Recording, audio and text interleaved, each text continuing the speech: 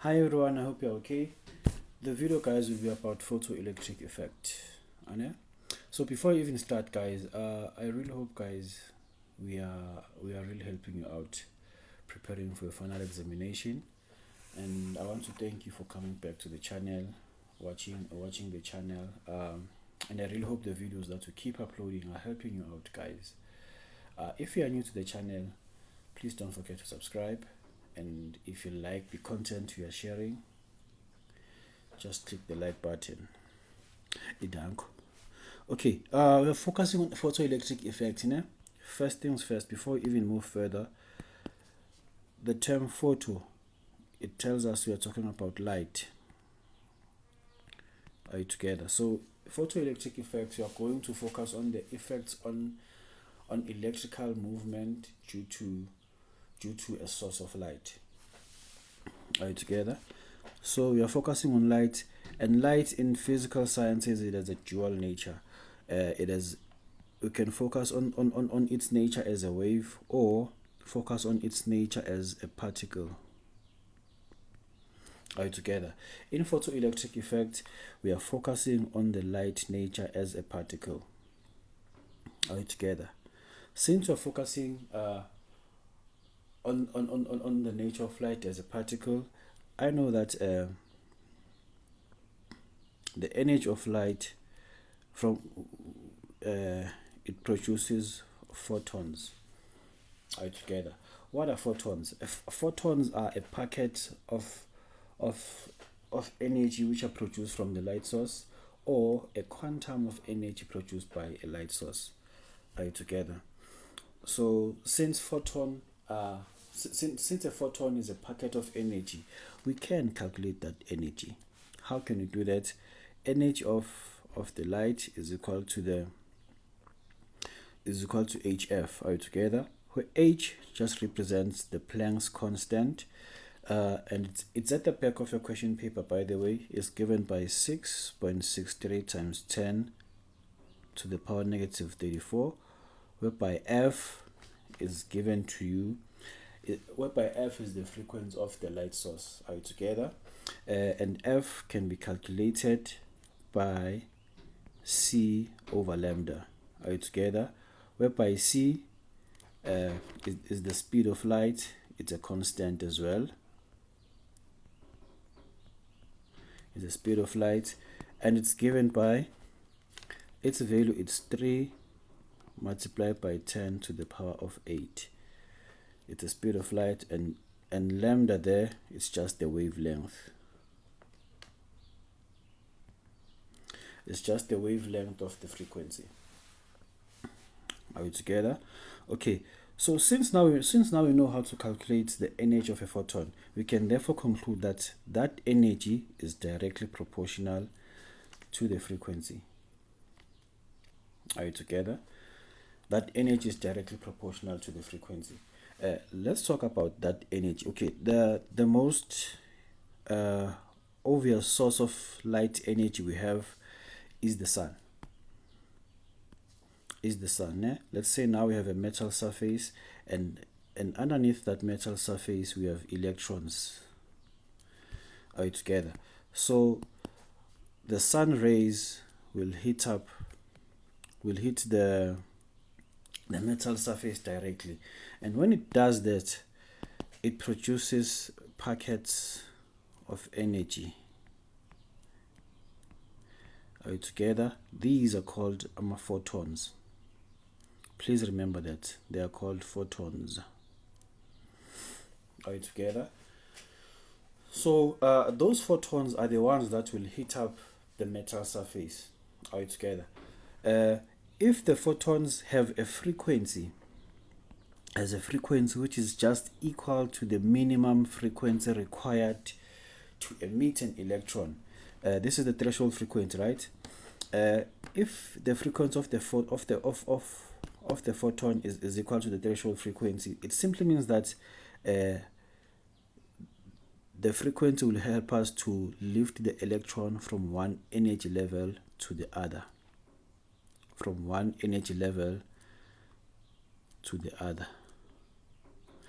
Are you together? Or the photon will be able to emit an electron, and that's all, and that's all it will do. Are you together? So whenever the electrons move from one energy to the other, they need energy. Are you together? For something to move, it requires energy.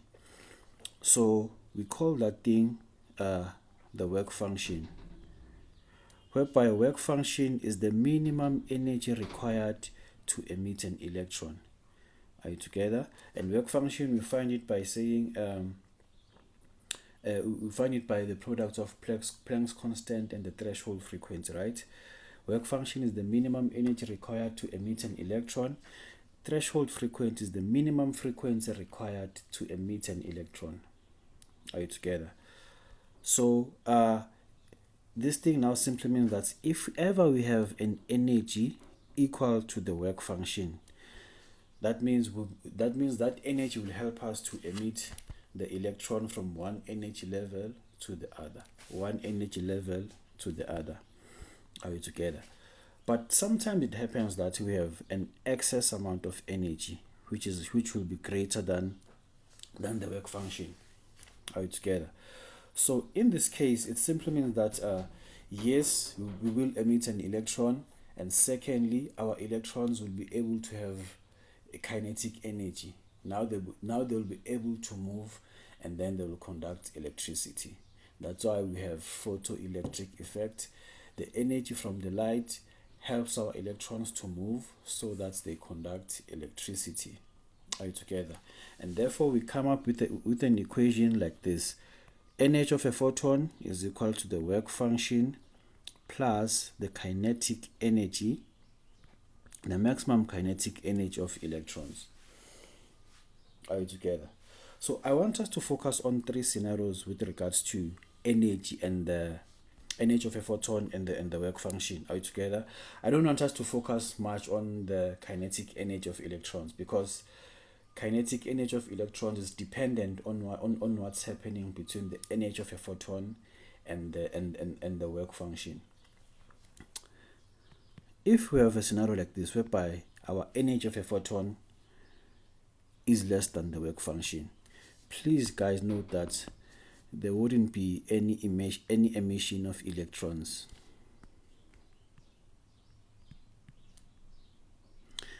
Electrons will not be able to move from one energy level to the other. Are you together? Then secondly, we can have a situation like this whereby the energy of a photon is equal to the work function. Now it simply means that yes, electrons will be emitted. There will be an emission of electrons. Electrons will be emitted. Simply means that electrons will be able to move from one energy level to the other. Then thirdly,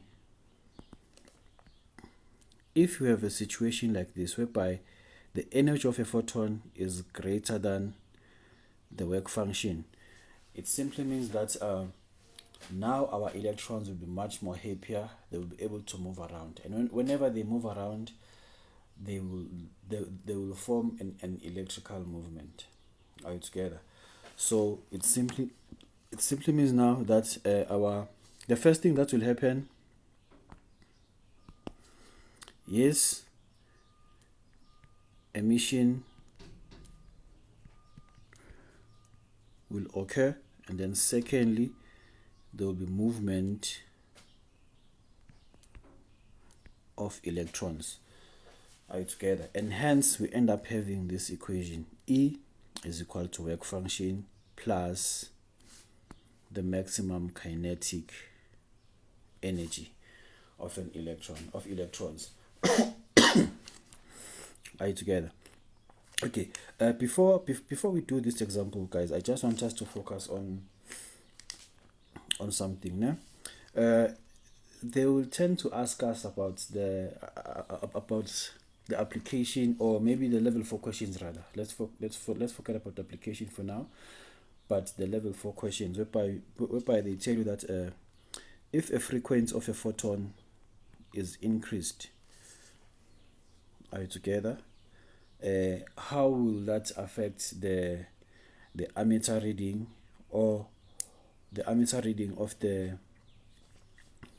ammeter reading. Remember that the ammeter reading shows the current flowing, and then they focus on two changes. It's either the ammeter reading or the kinetic energy of electrons. Please guys, remember that whenever you increase frequency, you only affect the kinetic energy. Not just increase. Whenever you tamper with frequency, you only affect kinetic energy. Are you together? And any change that happens on the frequency will be the direct change that happens on the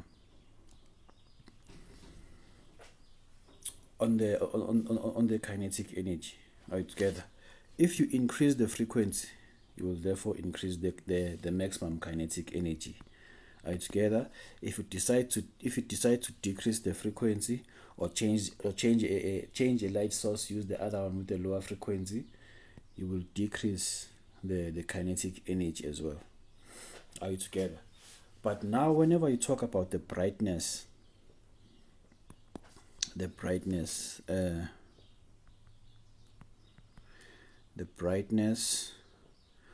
of the same energy source, or changing the intensity of the same energy source. Please guys, remember that whenever you change the intensity, there's nothing you're doing with regards to the kinetic energy, but the only thing you're doing, you're adding more electrons. Are you together? So this thing will affect the ammeter reading or the current flowing. Are you together? So in such a way that the same change that happens, it will be the same with current. Are you together? And then if you decrease as well, the current will also decrease. Are you together? So guys, that's basic knowledge about photoelectric effects. Is a short chapter. It's not complicated.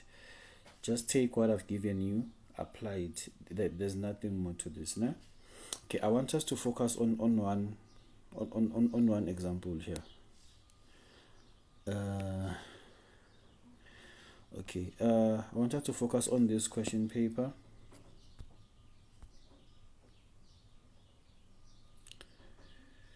Okay, we are told that Elena uses photocells to determine the maximum kinetic energy of ejected electrons. They want to determine the maximum kinetic energy of ejected electrons. Okay, one photocell has caesium cathode, and the other has a sodium cathode. Each photocell is radiated by ultraviolet light from the same source as shown below. The ultraviolet light, they hit the cathode there, okay, which is a metal surface, and then electrons will move from cathode to anode, and then you'll have electrical movement like that.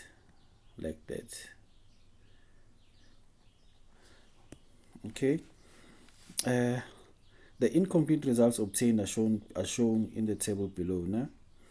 Okay, the caesium, we have the work function and the maximum kinetic energy, whatever. Okay, first question, it says define the term work function of a metal. Work function of a metal is the minimum energy required to emit an electron from a metal surface. Are you together? And then secondly, they tell us they want us to use the information in the table to calculate the wavelength of the ultraviolet light used in the experiment. Where can I write? Okay, let me write here in the bottom.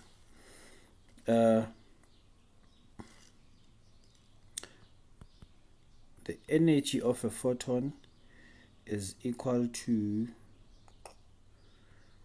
the work function plus the maximum kinetic energy, right?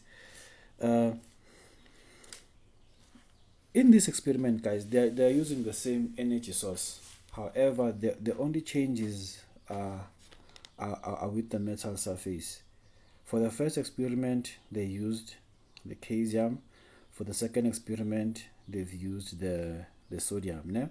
Which simply means the only thing that will differ here is the work function rather of the two. However, they will use the same frequency altogether. So how can you find the wavelength? Remember that E is equal to HF altogether. We do have the work function. We are given the work function, and we are also given the EK max. But HF, the frequency, guys, is given by C over lambda. Remember that we have an equation in the back of the question paper whereby F lambda is equal to C. Do you have it? Let me see. We have it as V, né? But please guys, do not confuse the two, because V is still the same as C. Remember that C is just the speed of light in a medium. Are you together? So if ever I want to find F here, I'll just divide both sides by lambda. Then C is F over lambda. Okay, I do know my work function I was given there. Okay, let me just substitute now. EK max, né? This is 6.63 times 10 to the power negative 34 multiplied by 3 times 10 to the power positive 8, all divided by lambda, which we don't know, né? And then on the right hand side you have the work function. We are going to use the caesium, guys, because we have sufficient information there. That's 3.36 times 10 to the power negative 19 plus the kinetic energy is 2.32 times 10 to the negative 19. Then for me to find lambda, guys, I'll just use my mathematical gymnastics. Let me do that. I'll simply say I'll take the product of 6.63 times 10 to the power negative 34, multiply that with 3 times 10 to the power 8, all divide by the sum of work function and the kinetic energy, which is 3.36 times 10 to the power negative 19 plus 2.32 times 10 to the power negative 19. So my wavelength, guys, is simply how many zeros do I have here? 1, 2, 3, 4, 5, 6, 7, 8, 9. I can simply say this is 350 nanometers times 10 to the negative 9 meters. That's my wavelength, né? So to answer this question, the wavelength, it's simply 3 times 10 to the power 183. It's 350, man. It's 350 times 10 to the power negative 9 meters. This is nanometers, yeah? So the second question, they want us to calculate the maximum kinetic energy.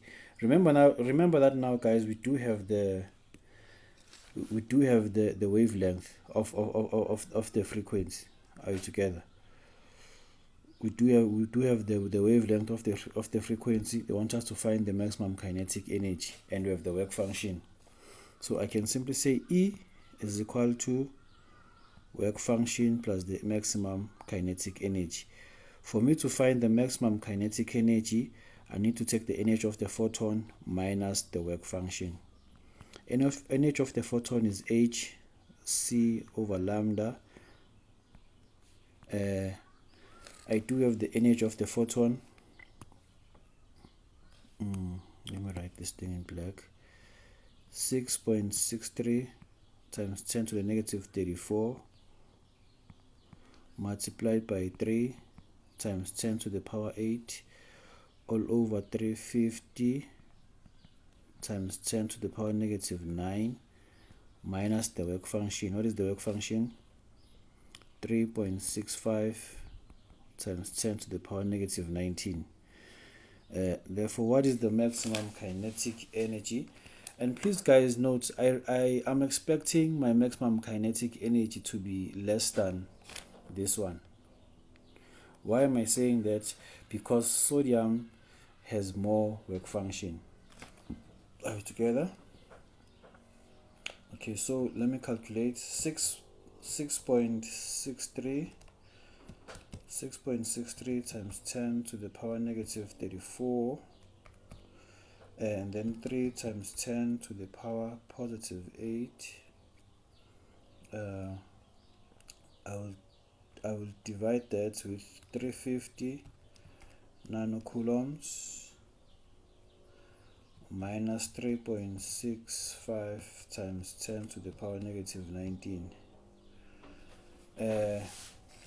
And my kinetic energy is 2.03 times 10 to the power negative 19 joules. Remember that, guys, I did say that my kinetic energy has to be smaller than that one. I have 2.03 times 10 to the negative 19 joules as my kinetic energy. Are you together? Okay, now let's answer the following questions. Okay, intensity of incident ultraviolet light was increased. They've increased the intensity, guys. It simply means that there wouldn't be an effect on the kinetic energy. This thing will also affect the current flowing. Are you together? Give a reason why this change does not affect the maximum kinetic energy ejected. Because it doesn't affect the frequency as well. If there's no change in frequency of the light source, there wouldn't be change in the kinetic energy. That would be the reason. Okay, and then how does the increase in intensity affect the reading on the ammeter? It will increase. Why? Remember that whenever the intensity or the brightness is increased, the ammeter reading will also increase that. Why am I saying so? Whenever the brightness is increased, that means you are increasing the number of electrons. Are you together? Remember that there's a formula that says number of electrons is equal to the electronic charge over the unit charge. So if I increase here, I'm also increasing the charge of electrons. Are you together? But remember that current is equal to the charge of electrons per unit time. If I increase on the charge, the current will also increase. And whenever the current increases, the ammeter reading will also increase. I hope, guys, the video was helpful to you. Please, guys, stay tuned and wait for more videos. Thank you.